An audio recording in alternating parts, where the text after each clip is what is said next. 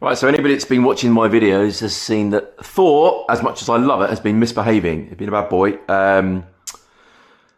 Massive engine in this, so it has a very large pistons, runs very high compression. And if the battery isn't absolutely pucker on point, it will not start. And these bikes are quite well known. If you start them, get it running, and then you stop the bike, it won't restart. They're quite famous for that. My understanding is the plugs just wet off and it doesn't generate enough. It just won't get rid of the fuel. It basically just won't spark. It won't fire. You can sit there. Sometimes it will spark, but it's got to the point where it's not usable anymore. It's not safe for me to go out because I can't bloody restart it. If you stop to fill up, it won't restart. And that's where that video that you guys might have seen came from. So I've ordered a new battery. This has already had the regulator rectifier moved. I should have done it then. I should have changed the battery and I should have put the beefier starter cables on, but I didn't do it. So I've got a set of cables coming for me tomorrow, new battery. So this is going to be in there. So which battery have we gone for? So I am denied about putting a lithium in it because, you know, I'm trying to get the biggest cranking amps I can. These bikes get really hot, and even with the right regulated rectifier, which you've got to change if you're going to run lithium, I didn't think the benefit was worth the risk of the thing catching fire, just because it sits right next to the engine and it gets really, really hot down in this area. So that's the ECU. The old Reg Rex used to sit down here. I used to cook over the exhaust pipe. So mine is relocated sort of here on the other side. So I've gone for, it actually looks like it did have a slightly beefier battery in to start with, although this is an older version. This is an old, I don't think they make that one anymore. This is the same, but it's got an H, so it's a YTX14H BS. So this has 240 cranking amps, and this one has 200. So hopefully that will help with giving Thor a little bit more welly when it's needed. I'm just going to sort out cabling now. It hasn't arrived yet, but as soon as it gets here, I'm going to change. Basically what you do is you don't get rid of these, you just piggyback on the back of them. So you clean your terminals, and you're going to run a beefier, thicker positive, and it's a much, much better ground. It's normally the ground that's the issue on these bikes. It just doesn't ground very well. So we'll run another ground, so you'll get a really, really good current to the, or really good low resistance to the starter motor.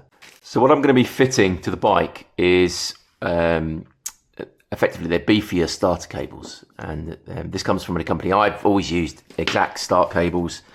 I've put them on my previous bikes. They've worked really, really well. So shout out to them. It's not expensive. You get really, really good quality kit. It's like very pure copper cabling, corrosion-free fittings.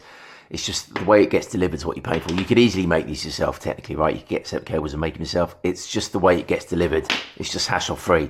They're cut to exactly the right length, so there's no messing around. You know exactly where that's going to go.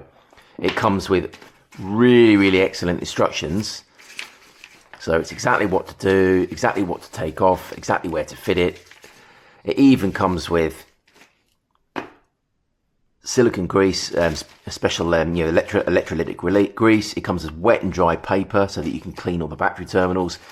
Extra zip ties, and it's just a little details. He even puts a little bit of pipe in there, and what you do with that is you use that. I don't know if you guys have ever had a problem screwing the battery terminals back on. You can never get the fastener onto the nut, especially if you've got lots of clips coming off it. These are great. You stick them under the nut and it just lifts the nut onto the bottom of the fastener. It's thought of everything. It's all in there. It's a really, really good piece of kit. So shout out to them. It's not sponsored. I just really like their gear. So what comes with, it comes with a positive, and that goes from the solenoid to the starter. That goes from the battery to the solenoid, and that grounds the bike. That's just a really nice beefy ground cable. It's dead easy, but it really does a good job. That is fitted now. So you can see the piggyback positive goes to the solenoid, and then there's a whole cable.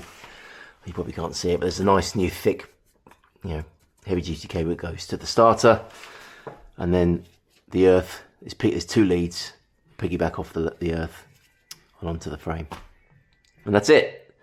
So let's see if we can get it going. Right, this is when it all goes wrong. So batteries had about 7 hours charge.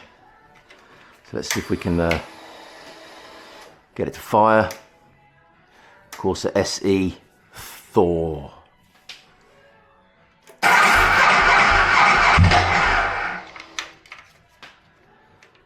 Typical. Second go.